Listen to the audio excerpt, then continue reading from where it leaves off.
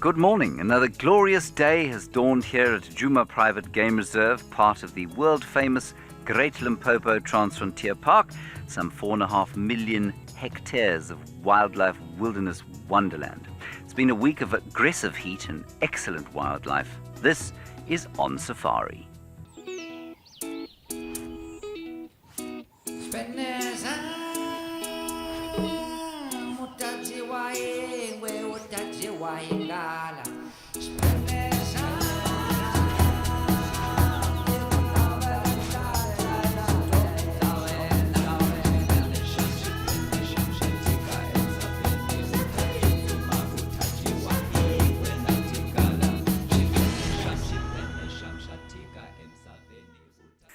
This week I am joined by the perpetually cheerful and ever exuberant Amy Krantz. Good morning, Amy. Hello.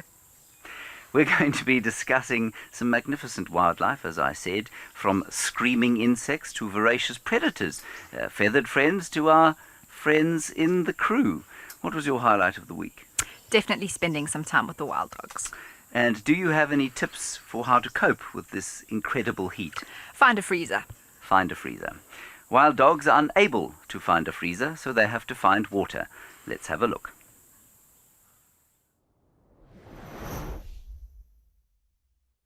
What a scene! Oh my word! This is absolutely stunning. This is absolutely stunning.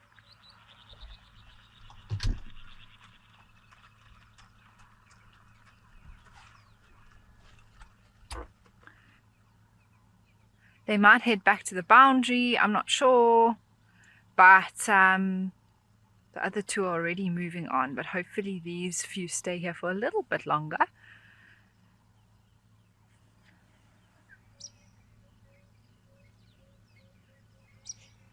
Looks like they are moving off back up towards the northern boundary again, but for now we'll stick to looks like the 3 pups are here. It's a pack of 8, and there are 3 puppies that they're big now. I mean, they're pretty much subadults, born probably in June, July this year.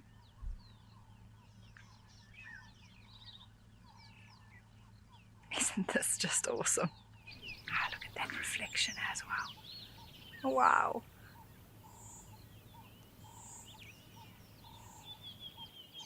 How beautiful is this?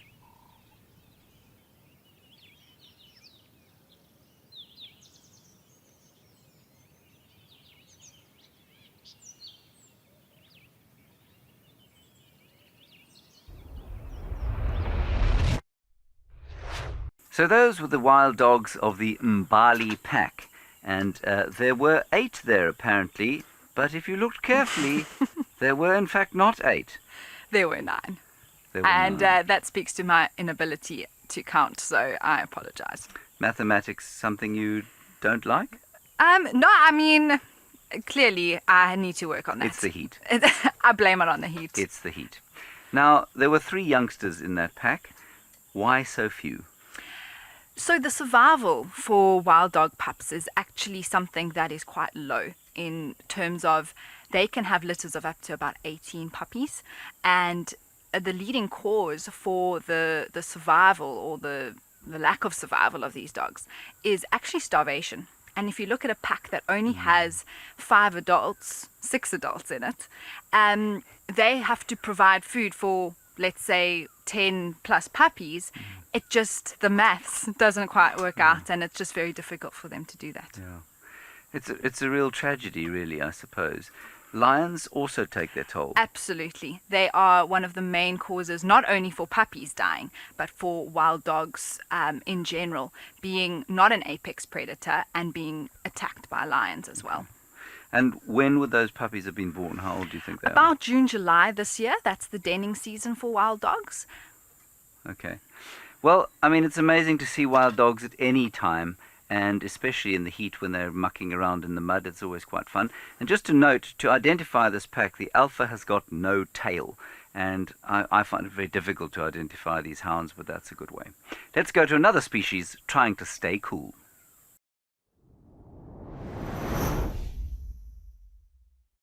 We've got a female white rhino and her calf. The calf was having a little lie in the mud, as you can see from his two-toned appearance. I wonder if she's also going to. But it's a very good way to keep cool on a day like today. Yep, I think she's also going to plonk herself down. There we go. And the ground shakes. They do look happy when they're having a mud wallow, don't they? But it is surprisingly cool, that mud underneath. You smear that all over the body. You can certainly see why they like it. And yes, I have tried it.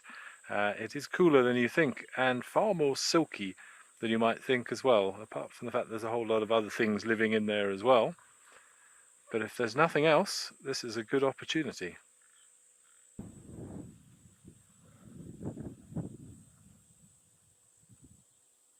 Dead squash your calf.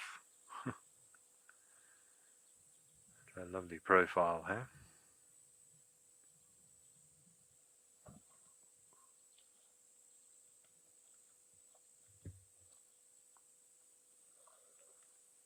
It's very, very special. Wonderful views that we've got here. Massive feet causing great splashes.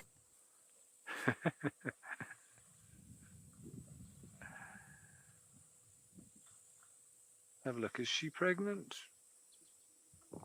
Difficult to say from this angle, but it would be about the right time. She'll normally fall pregnant by the time this calf is around about probably 2 years of age, but then she'll be pregnant for potentially as long as 18 months. So 3.5 is probably about the standard age that a calf will have to go off on its own. Hopefully by then it's learnt the best the best way to scratch those parts that other rhinos can't reach. It looks very awkward.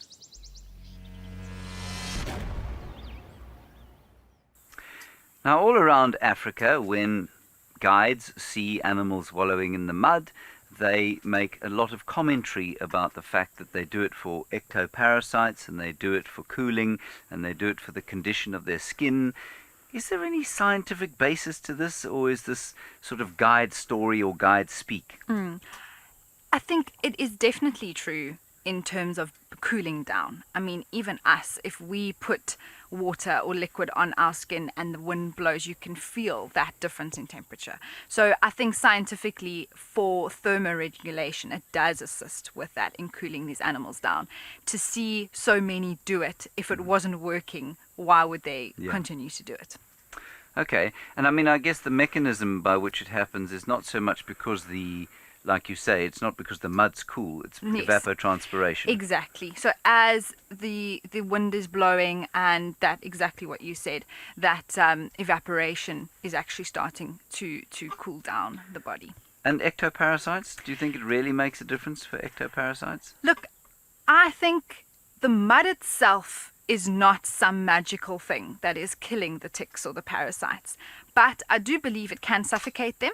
It can cake on, and then the trick for them is then to go and rub it off and actually get that sort of mechanism working. I also think the rubbing, it just feels nice. A little of exfoliation there, it just feels good for them.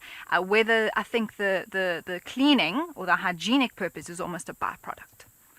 I think so too. I do think there's a lot of feels nice. Yes, I've always thought absolutely. that. It just feels nice. Yeah. All right. We're going to go across to Welgevonden now, up in the Waterberg, where rhino conservation has been a massive, massive success story.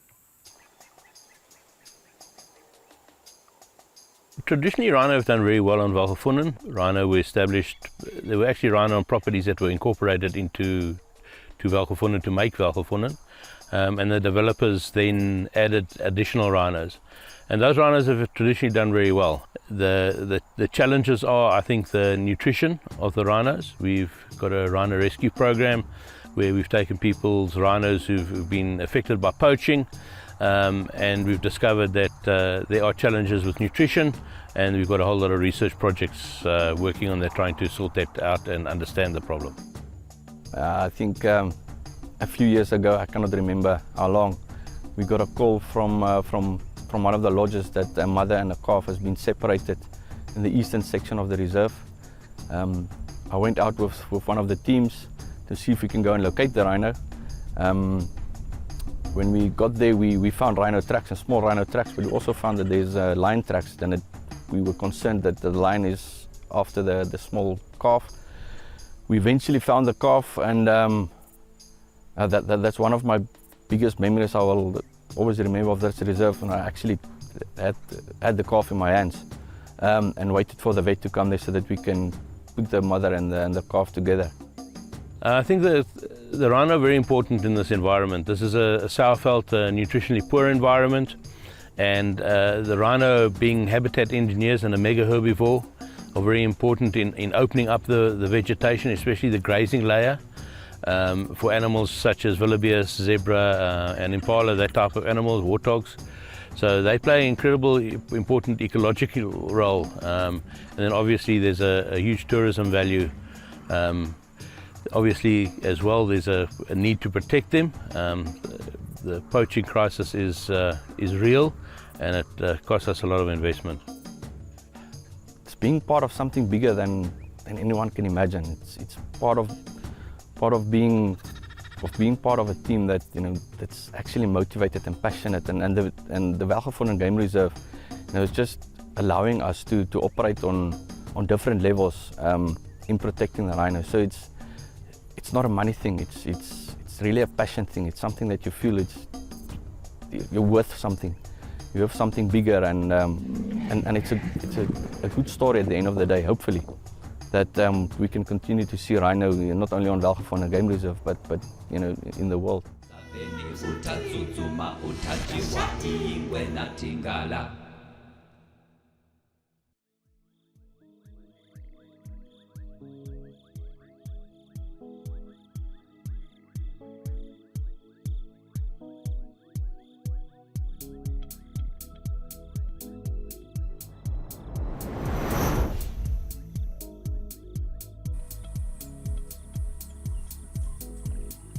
Oh my goodness, was that a baby it was carrying? Oh my word, did you guys see that? I can almost swear that I saw it carrying a little baby into the hole. Oh my word, I think it was a baby. There's another one coming. Yes, it's gonna come into the hole now, guys. Just watch. I wondered why they were so upset. Look, it's carrying a little baby. Oh my word, I've never seen this before in my life. Oh, that is so precious. Oh man. Oh look, the baby's there. The baby's there. It hasn't taken it into the hole. It's the one behind. I was sitting here wondering why they seemed a little bit more upset than normal, and I think it's because inadvertently I must have separated some of the troop with the babies from the... Oh look at the tiny one. Oh my goodness. Oh hello little one. When the mom carried it, or the dad, I'm not sure which, it was curled up in a little ball. Is the cutest little mongoose I have ever seen in my life. Oh no. Oh, look at it. So cute. That's obviously where they are tucking in for the night. But I've never seen a mongoose carrying it. Look, it carried it back into the hole. It keeps putting it in the hole and the babies keep coming out. That's a baby we're looking at there now. I'm sure one of the adults is going to pick it up and put it back in the hole.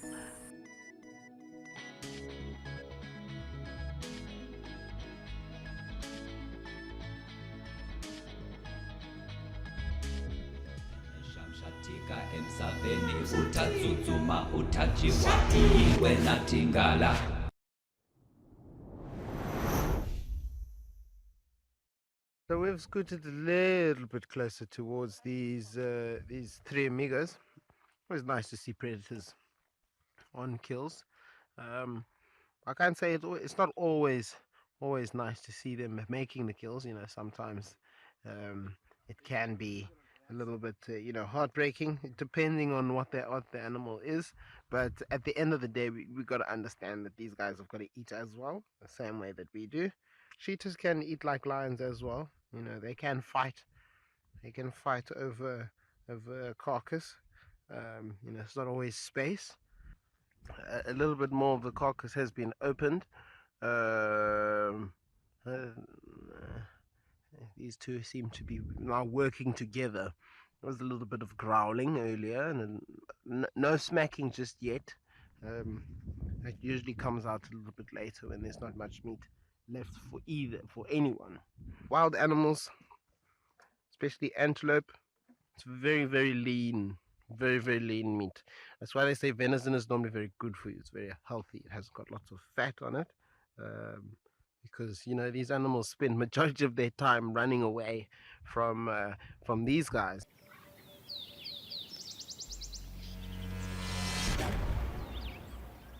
So that was Eric and his 3 amigos. I always like to think of Eric as being one of the amigos, so that there are 4 amigos in the coalition there at Amakhala. He's so comfortable in that space, and he knows those cheetahs so intimately.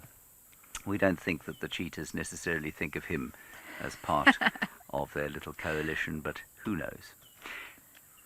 Cheetahs are normally chased off their kills frequently, with the result that they bolt their food normally.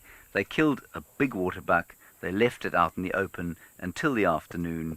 Why?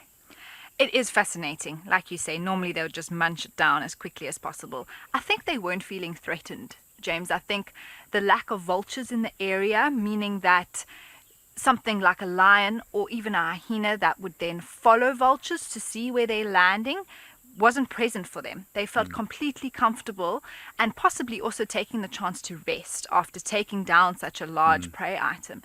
Just taking a moment to catch their breath and then starting to feed later without feeling like they were going to lose their kill. Yeah. So the bottom line is that they just simply weren't feeling threatened. I think so. Yeah. So vultures will definitely indicate the presence of a kill to bigger, more dominant predators, and in this case, very few vultures in the Eastern Cape.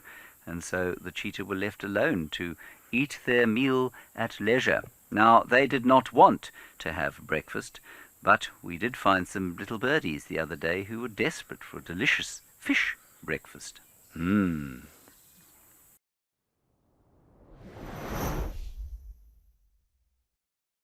have a pair of pied kingfishers, both with fish, and they're busy beating them against this log before they swallow them.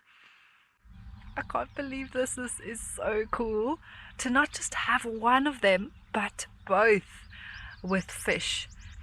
And sitting there, we can actually hear when they hit it against the log.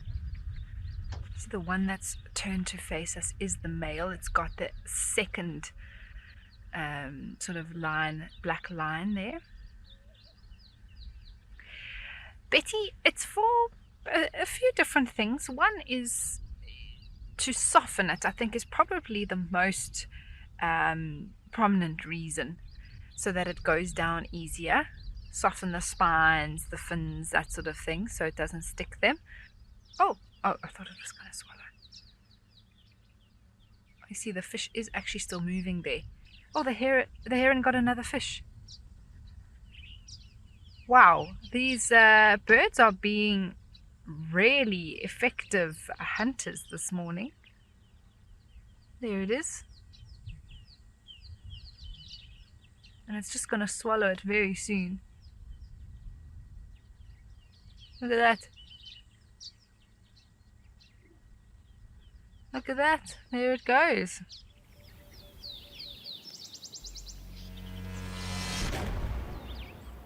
There's always something so cheerful about watching little birds having their breakfast in the morning and the golden dawn light. Obviously extremely uncheerful if you happen to be the fish. Now, you spoke about them softening the spine. What exactly do you mean? So fish are quite bony animals. And they have not only all over their bodies, but also even their dorsal fin has little spines or spikes that sometimes stick out. And so what that little pied kingfisher, or both of them, were doing is basically beating it around like this so that the whole body gets a little bit more mushy and Right. it's easier to swallow. Okay. I shall not ever be beating my kippers like this at breakfast. I will use a knife and fork. That was a tilapia fish that had a miserable morning. Let's go across to some screaming insects now of the summer.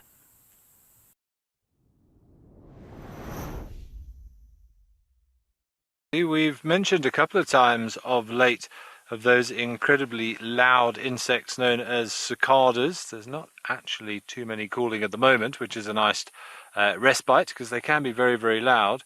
But this here is the exoskeleton of a recently not pupated, but a recently ecdiced cicada from the nymph phase. So you can see how the carapace there is split open. It's hollow inside. It's wafer thin, the skin.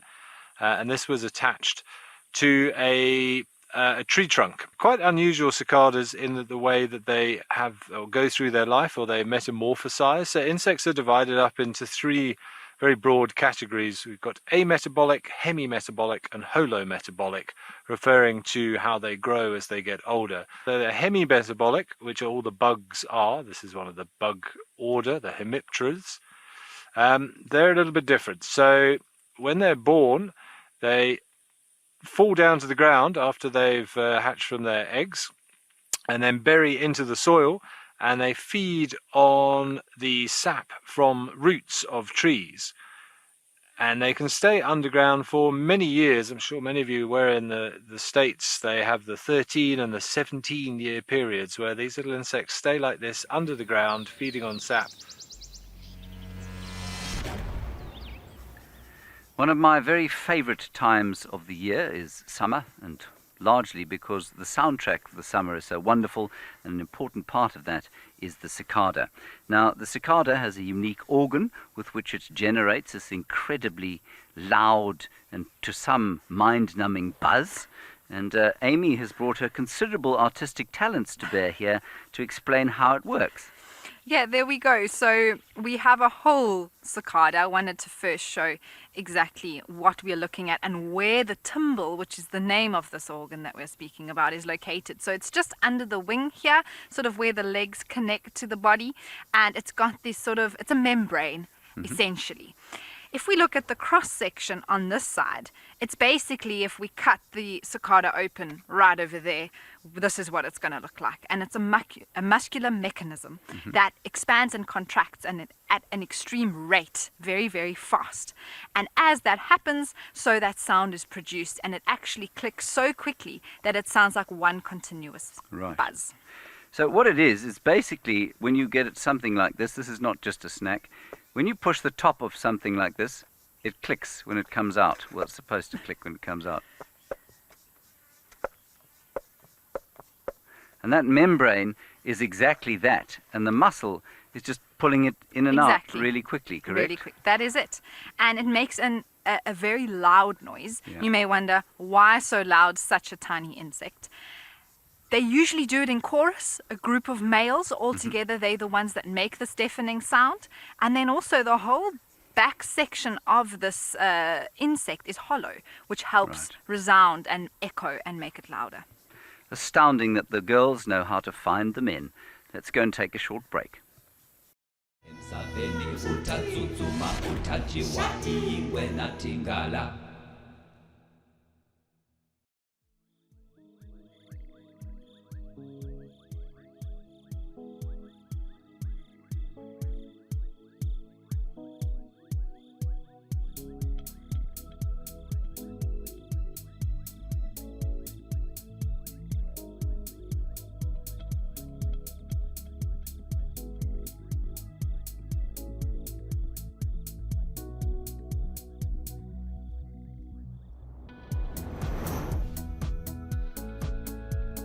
Now what I noticed before is you notice how when she's been on the nest for a little bit of time, she ruffles herself.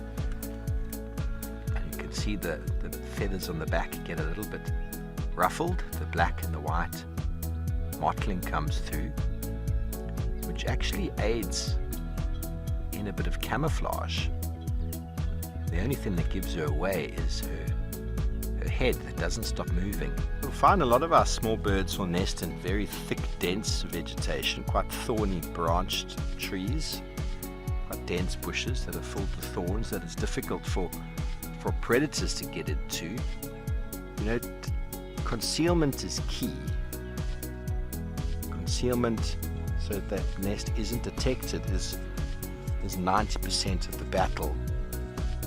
Camouflage, everybody, is the oldest form of defense. Here she's back again. Oh, you've got something in your beak. Oh, it's happening. Oh my word. I heard him call the one-noted chin. That's what bat is called. She bill snapped in response. I heard the wing flipping. Now she's coming back. There we go. Ready? Wait for it. Oh, two.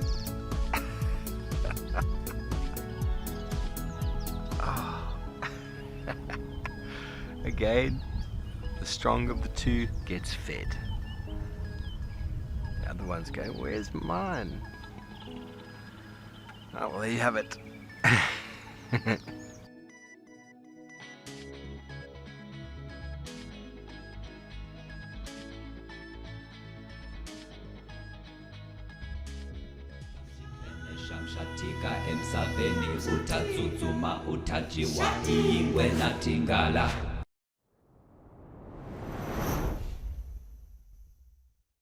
Look at that.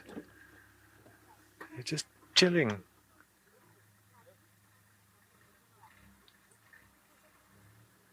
That's very, very cool. So this is not where we saw the adult moved away. I'm assuming this is the adult, possibly just having 5 minutes away from the little ones.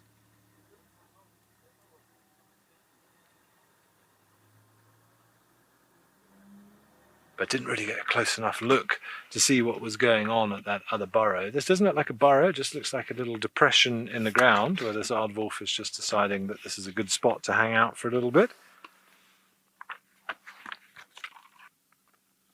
There you can see those stripes. But this is only my... I can't believe it's true, I have to keep thinking, but I'm pretty sure it is only my second aardwolf that I've ever seen. It was a bogey animal for so long, but that's very, very cool.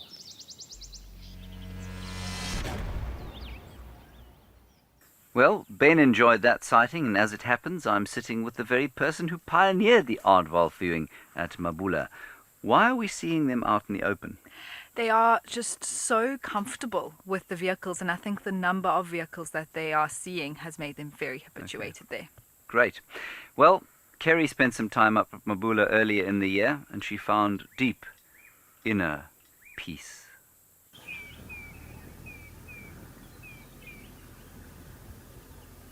So it is another magical Mabula morning. Oh my goodness, that sun is just, yeah, something else, isn't it? So, yeah, our plan for the day. We don't really have a plan today. And I think sometimes that's okay. I think sometimes it's okay just to go out there and enjoy the bush, see what nature has to offer us. Yeah, at the end of the day, I think that's when you see the most, is when you're just happy to be here. Whatever you see after that is always a bonus. So we were just bumbling along, came and stopped at one of our favorite little pans that is very quickly drying up. We've got our little crocodile here that we see quite often. He's, yeah, looks quite wet, like he's come out of the water recently. Sun himself in the sun there. We've also got some Egyptian geese that are having a bit of a bath, cleaning themselves, and a beautiful spoonbill. The morning chorus in this area has been really on point. Quite a hot spot, this area today.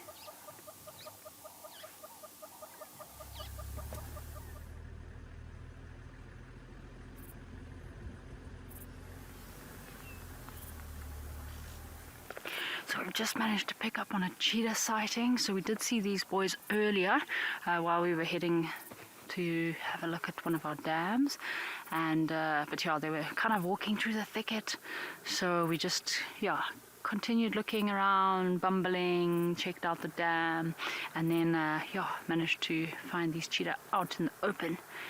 They've come to one of the watering holes here, so they're just lying very well camouflaged on this dam wall. They've come for a drink. It's the same two males we saw, 2 nights ago, hey BK? 2 sunset safaris, no, not last night, the night before, So 2 sunset safaris ago. They did look quite full when we saw them the other day, but they might be looking for another small meal, but I don't think they're going to be hungry much, because those bellies were definitely bulging the other day. Alright, we've just managed to reposition. What an epic sighting of these 2 cheetah boys. What beautiful boys they are. Man, the apex predators of Mabula. The wild dogs are kind of dropping. Oh, check there. So you can actually see, have a look. So this one on the right, he's got his left eye is a bit glazed over, and so the story, sorry, he's just got some other vehicles driving past. So the story behind that is, so this cheetah, he's the kind of the alpha of this group, of this coalition, these 2 cheetahs. So he is the stronger individual, even though he's got this injury to his eye. So shame. The injuries to cat's eyes like this can happen. I mean, it could have been a stick, it could have been something getting lodged into his eye while they're hunting. You can also sometimes get injured, he's actually in very good health. I think they did, when they put on his last collar, they did check his eye out, and it is in good condition, nothing wrong with it. So obviously he can't see out of his eye, but it's really interesting that even though he doesn't have full vision, he is still the kind of the leader of this coalition, and he's still an amazing hunter, and actually the more dominant of the 2. So isn't that incredible? Even though he only has eyesight on one side, he's still a dominant apex predator. So the cheetah have just moved here. One has come down to the water to have a drink, and wow, he is pretty thirsty. He's been lapping away for the last maybe 5 minutes or so. You can see his face every now and then glancing at us, having another drink. So what's pretty cool about these cheetah, so I was chatting to one of the researchers on the reserve here the other day, and she mentioned about how these cheetah, I mean, there's a lot of, we got some movement there. There's a lot of perfect habitat for these cheetah to actually hunt in open grasslands. But what's actually happened here is a lot of these cheetah have actually adapted to hunting in thick areas, which is pretty crazy if you think about it, because normally cheetah are mostly evolved to hunting in very open areas. But it's amazing how different predators evolve and adapt in different areas. But for now, it's been a great morning, some good sightings, nice cheetah sightings again on Mabula Game Reserve from BK and myself. That will be a wrap for the morning's safari. Well, a golden time there at Mabula in the heart of the winter when that was recorded. Beautiful predators and obviously Kerry's very zen moments. Amy, you've spent a lot of time at Mabula. What did you think of the place? It's not traditionally a fancied safari destination in South Africa. Everybody wants to come down to the Greater Kruger, but it really is becoming one of the go-to places for wildlife. It absolutely is, James, and I've had some amazing sightings there. Just for me, the first time I arrived there, not really knowing what to expect, and I just had, Cam and I had the time of our life, one of our cam ops who works with us, and we saw things like aardwolves, aardvarks, multiple times, and those are sightings that one dreams of here in the Lowveld. Yeah. If you could conjure up a feeling or tell us what feeling that place conjures up for you, how would you describe it in comparison with, say, the Lowveld? It is different, without a doubt. The smells, the sounds, the landscape, it is completely different. It gives you a sense, you mentioned golden. There's this golden tranquility, I would say. There's a feeling, a vibe that comes over you when you're there that is completely different, and it is something that adds to one's bush experience and knowledge and understanding of wildlife. Okay. And just very briefly, the history of Mabula? So it was, the reserve itself was once farmland, converted into a game reserve, and is still being rehabilitated, which is an ongoing process since 1994, and they celebrated their 30th anniversary this year. So it's now 30 years Yes. old. Okay. We used to go there as kids, into that area and into the Waterberg, and it is amazing how different it smells from, say, down here. It's always been the smell of a place that really kind of conjures a feeling for me. And for me, it's a place of great memory from my childhood. We're going to go and take a short break.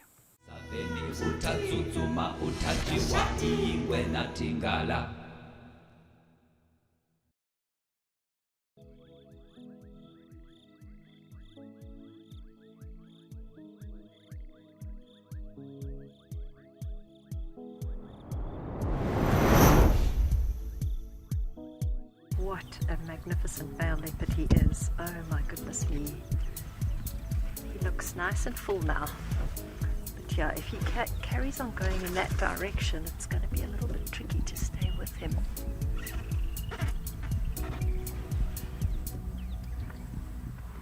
Wow.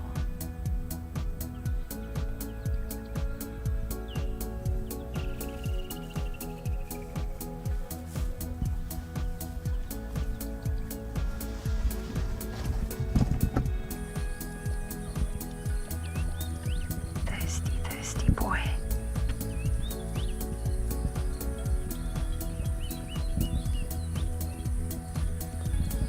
Oh, Tandiwe says you can hear the lapping. That's awesome.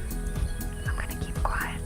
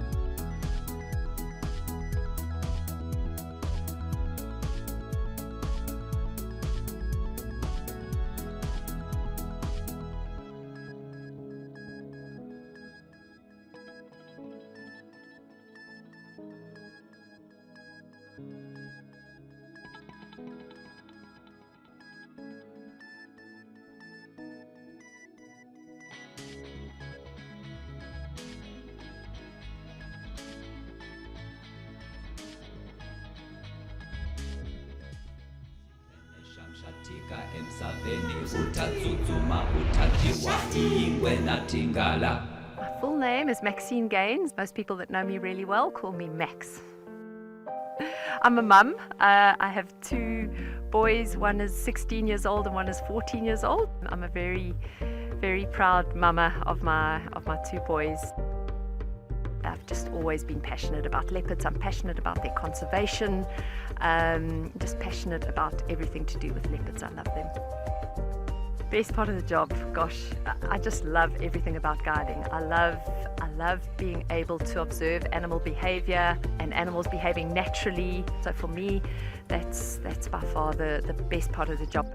And so what we do here at WildEarth is develop those connections with the people that are viewing, and maybe just light a little spark that says, you know what, I want to be involved in protecting this ecosystem, or I want to be involved with protecting that species, and that is a real privilege.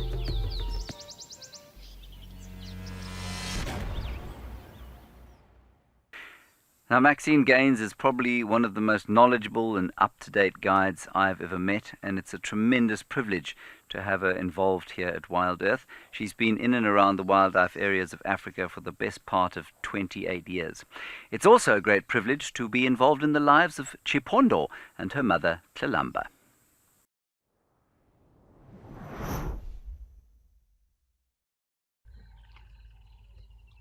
I am so happy with what we did this morning, because if we had not taken our time, we would absolutely not have found this. We've got Tlalamba and young Chipondo, and I am going to have to just go back. Sorry, Mpo. We stopped quite a distance away from them, but I don't want Tlalamba to change her route. Come on, girl. But she has been stopping and scanning around. So let's do this again. We've got a nice long lens, and then they can just keep walking towards us. Wow. So she's getting bigger. The first time I saw Chipondo, I was surprised as to how small she was. But you can clearly see she's growing up far too quickly. And it's just amazing to see her like this.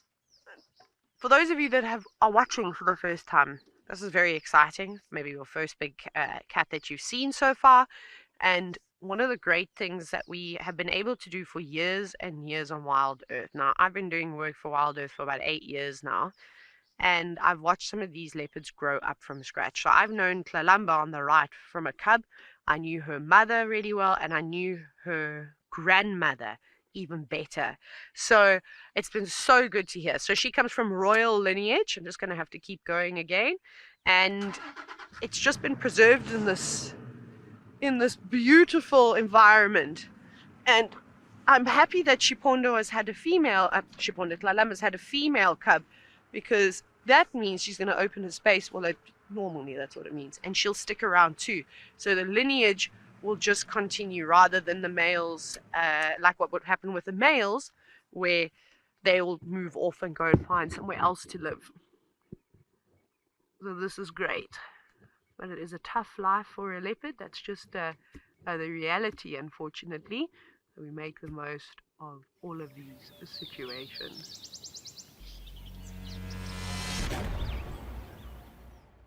Well, a lot less cheerful than watching that little cub thriving was watching the incredibly unimaginatively named K4 lion with a giant hole in his backside. Mercifully, that injury seems to be healing.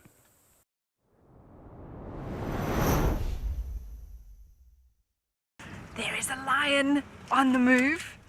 We're just going to show you quickly and then we'll reposition, but a very warm welcome to you all.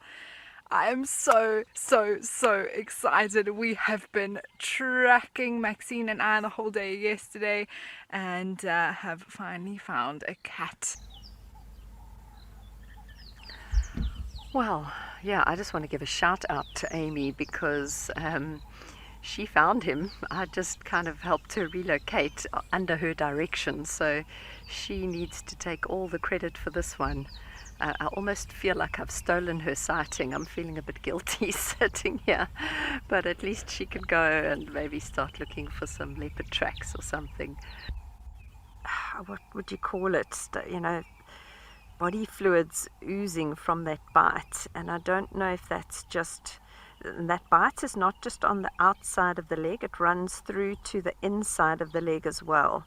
So it could just be kind of sticky ooze from the wound that is then collecting all kinds of muck.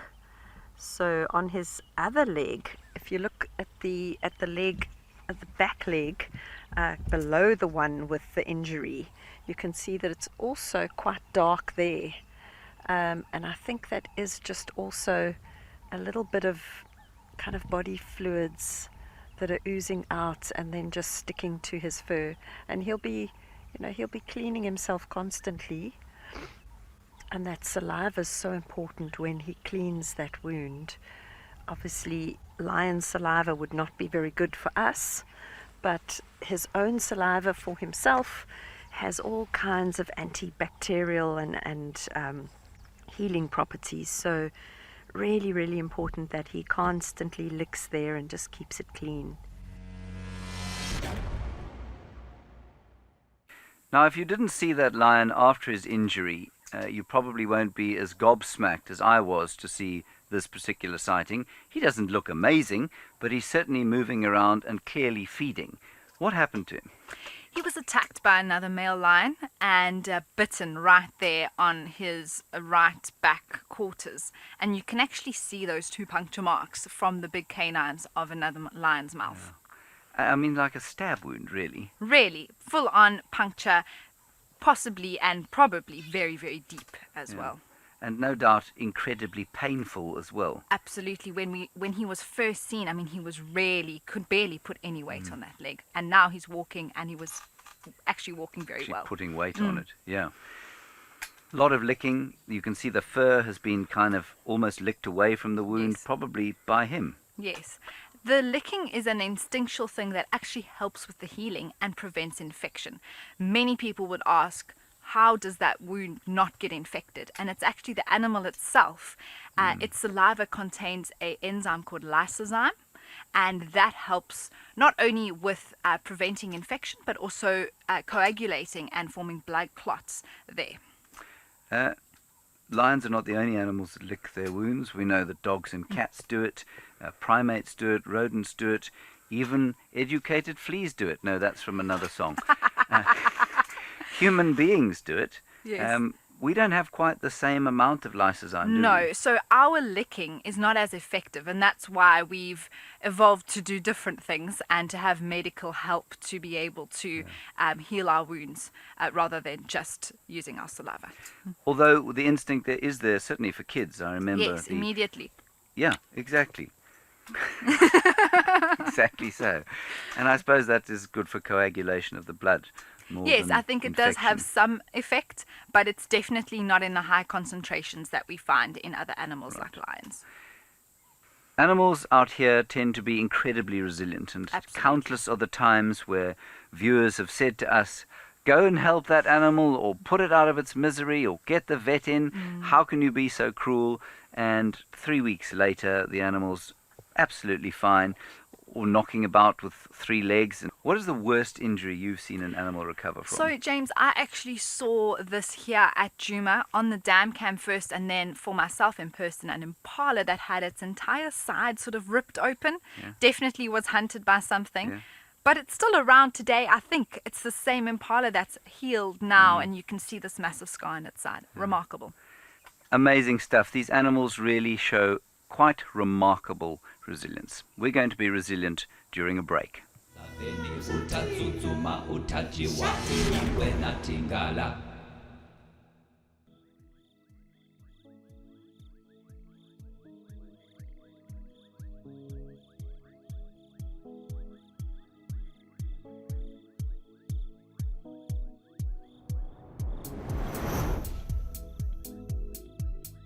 Yeah, so you can see there's some evidence of the rain that we had, and these dogs taking advantage of some nice little rainwater. Important to keep hydrated with all the movement and metabolic heat, metabolic activity that they do like to do. Ryan, the ear twitches. I don't think specific twitches, although never say never. I think the twitches is more irritation from flies and things, a bit like the way the zebra's skin tends to vibrate. But the positioning of the ears certainly plays a role in social communication. So ears forward is normally a sign of aggression. In a submissive pose, the ears will be folded back and low, the same way that the tail is very important for visual communication. So the twitches that we see, I think, is more just general insect irritation, as opposed to signaling one another. But they are constantly flicking and moving.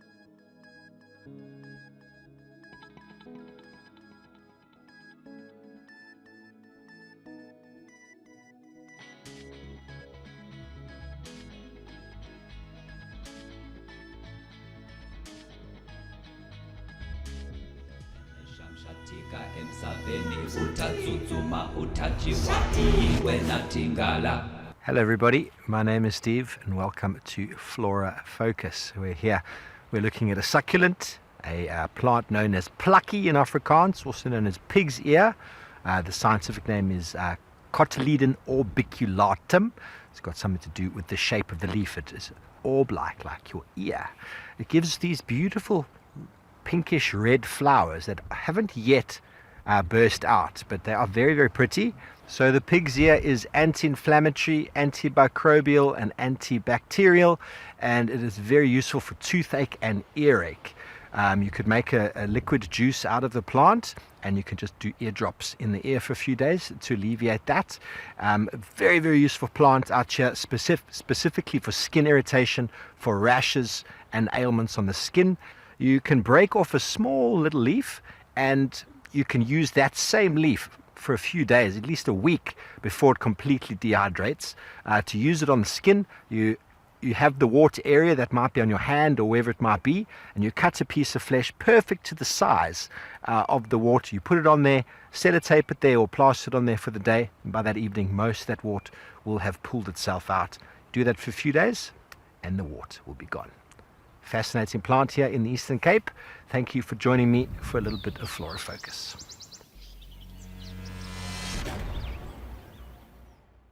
Well, that was a beautiful plant, and it gets even more beautiful at different times of the year with subtle shades of ginger, pink, peach and orange. Now, I've done this. I know you've done it. We're driving around with a vehicle full of guests or in fact a vehicle full of viewers, and we're looking for a leopard and we can't find one. So we stop at a tree and we say, well, you know, you can use this tree for X and Y medicinal issue. And, well, how many of these things have you ever actually put to the test? James, I have to be honest, none. Personally, I'm not there making concoctions from bark and root at any stage. I think the closest I've come is using some aloe, being from the Eastern Cape for a burn wound. Okay. We do know that aloe is used commercially, obviously, so that definitely does have some uses. And this is not to say that these traditional uses are not valid, because there certainly must be. But I think a lot of the ones that we share are just ones we've read in a book, and we don't know if they actually work. Let's go to the real highlight of the week: tlalamba, civet, an impala, and wild dogs.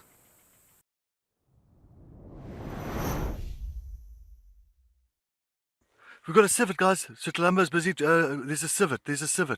And Tlalamba's busy chasing a civet here. Oh my word. There goes a civet. I haven't seen a civet on Djuma since I started with WildEarth. This is the first one for me. I think it's going to come out to there in that gap. There. Oh my word, what? This is insane. Tlalamba's there, looking for that civet now. That civet went straight past. I don't know how she even missed it. She'll take a chance with that civet. You know, you must remember, a civet is also, it's not going to be the easiest thing for her to kill. But I have seen a leopard feeding on a civet. I didn't see the kill itself, but I have seen a leopard feeding on a civet before. Oh, there goes wild dogs. Wild dogs has just come into the area. Wild dogs has just come into the sighting. There goes wild dogs. They're chasing. The wild dogs are chasing the impalas. Oh my word. And Tlalamba's also just running. Tlalamba's running after the impalas. The wild dogs are chasing the impalas. Oh my word. The impalas are here. Where did I wonder if the wild dogs didn't make a kill now.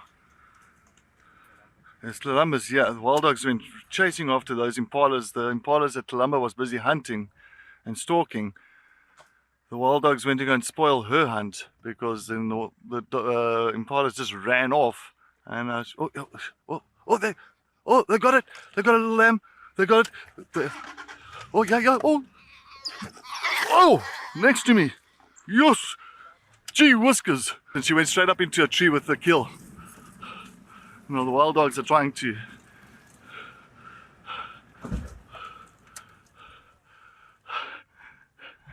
That was incredible, everybody. That was incredible. Just shows you Tlalamba took that opportunity. Opportunistic cat. Well done, girl. Sorry to the little impala. But that's the circle of life, everybody. Lindipoli, yeah, that's a boom shakla. And you see these wild dogs are like, that's our kill. That's our one that we were chasing.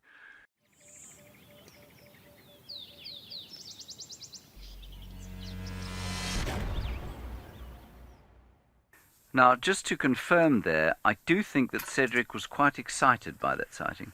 I'm not sure, James. I did talk to him afterwards, and he did say he was excited. Yeah. It wasn't that he just couldn't breathe. No. He was quite excited. Okay, the sighting began with a civet, obviously, and the leopard stalking the civet. Civet knocking around in the day, very unusual. Now, you and I used to work at Ngala, about 70 kilometers up the road. And I used to see a civet every night going back with guests. Here, we hardly ever see them. Why do you think? I think it all has to do with predator density. And here at Djuma and the surrounding areas, we just have such a high number of leopards, particularly in this case. And as we see, they do hunt them, they do stalk them. And I think that the leopards are just eating all the civets. Yeah, I think that's exactly right. I think the answer to that question was right there. And why do you think the civet was knocking around in the middle of the day?